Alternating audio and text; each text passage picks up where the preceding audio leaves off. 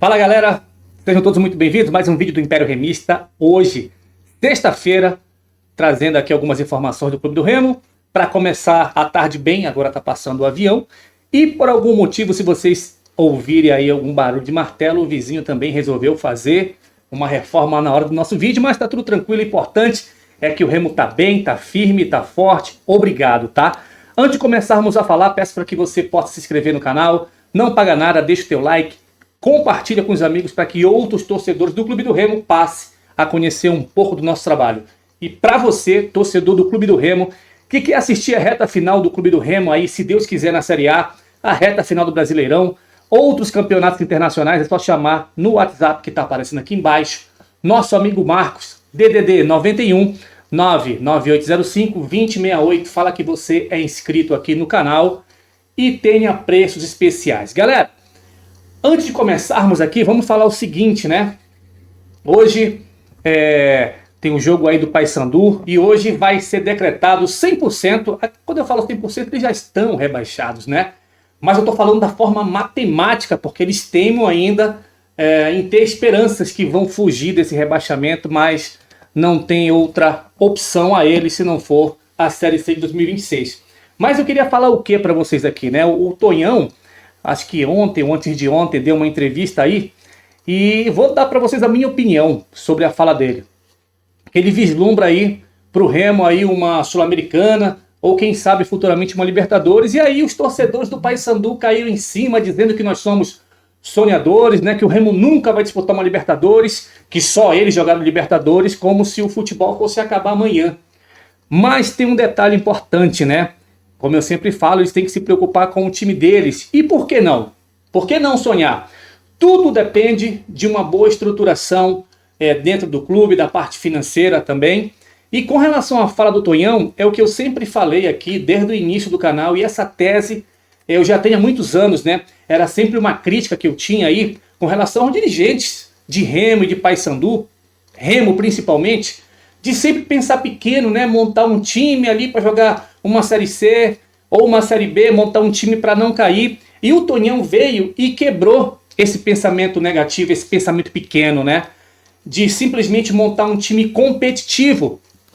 Porque, graças a Deus, o Remo está bem estruturado nessa parte financeira, realmente está pensando grande, começou aí a mexer um pouco mais no CT para que o Remo possa se estruturar e dar uma estrutura melhor, uma qualidade melhor de treinamento para os jogadores. E isso é muito importante para o futuro do nosso clube. Então aqui eu dou os parabéns para o Tonhão. A gente sempre critica quando tem que criticar, mas também enaltece quando tem que enaltecer, porque eu acho que é isso mesmo, tem que pensar grande, mas sempre com o pé no chão e cabeça no lugar.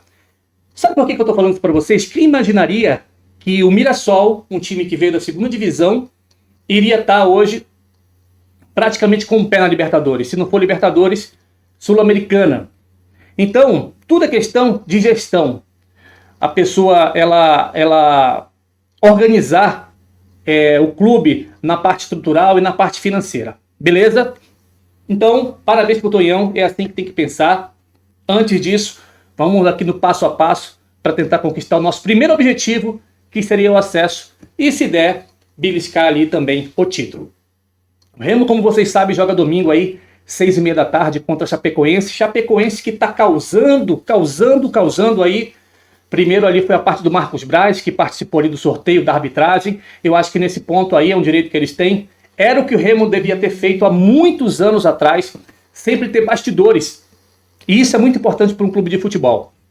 Mas, além disso, a Chapecoense aí já está recorrendo aí para a CBF, preocupada com segurança, preocupada com hostilidade no Baenão, preocupada com arbitragem. Ora, para quem assiste, eu particularmente na última semana tenho assistido somente Série B, principalmente os jogos que interessam o meu time do coração, que é o Clube do Remo, né?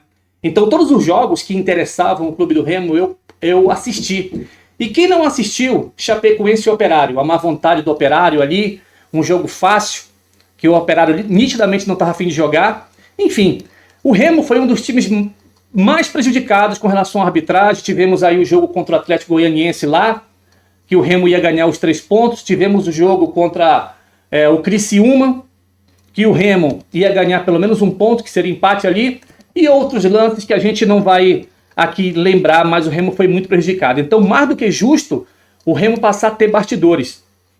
E um outro fato que chama atenção é que, assim, interessante que a Arena Condá, quando o Remo foi jogar lá, o Remo não criticou a torcida adversária porque não teve hostilidade. E a hostilidade que tem, simplesmente, é a pressão da torcida, coisa que existe no bom sentido no Baenão. Mas a torcida do Remo não é uma torcida violenta, o Remo vive uma boa fase, então vai ser caldeirão sim. Eu acho que o melhor remédio para que possa solucionar o problema da Chapecoense, Clube do Remo, melhor remédio para sanar essa preocupação da Chapecoense é meter a taca neles no domingo sem dó.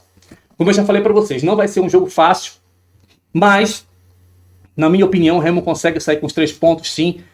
A única diferença, eu queria que esse jogo tivesse sido à tarde, ali 4 horas da tarde, para pegar o solzão ali, para aqueles caras cansarem logo. Acho que o Remo está mais habituado a jogar nesse clima aí quente de Belém, mas vamos torcer aqui para que o Clube do Remo desenvolva um futebol. E eu acho que o Remo vai desempenhar aí uma das melhores partidas dele nessa Série C, e assim eu espero. Com relação ao time do Remo, hoje, sexta-feira, ainda restam algumas dúvidas no time do Remo, e essa dúvida ela fica no meio de campo, porque o técnico ali está na dúvida se realmente entra com o Pedro Castro ou se ele vai entrar com o Nathan Camargo. Eu vou dar minha opinião aqui sobre o Pedro Castro, mas eu não vou nem falar de passado. O cenário hoje é outro, mas ele teve as oportunidades dele aí. Eu acho que o Caio Vinícius fica muito sobrecarregado porque o Pedro Castro ele é um cara lento, ele não é um cara de marcação. É um cara que erra muitos passes, então mesmo sem jogar praticamente 20 dias o Nathan Camargo, eu acho ele com cara de uma pegada maior no meio de campo para ajudar ali a fazer aquele trabalho sujo para que o Caio Vinícius passe a se destacar um pouquinho mais, chegar na área e quem sabe fazer gols.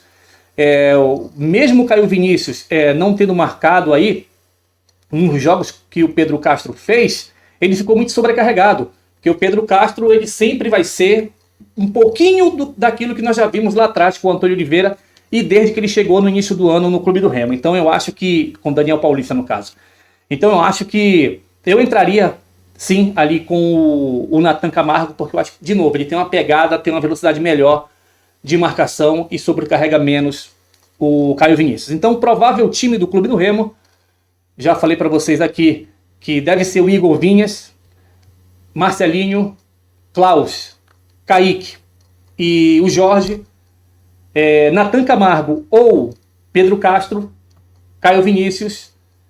Na frente aí existe também uma dúvida se vai ser o Nathan Pescador, porém, de repente o Pavani ali pode estar entrando, mas deve ser o Nathan Pescador. E na frente, Diego Hernandes,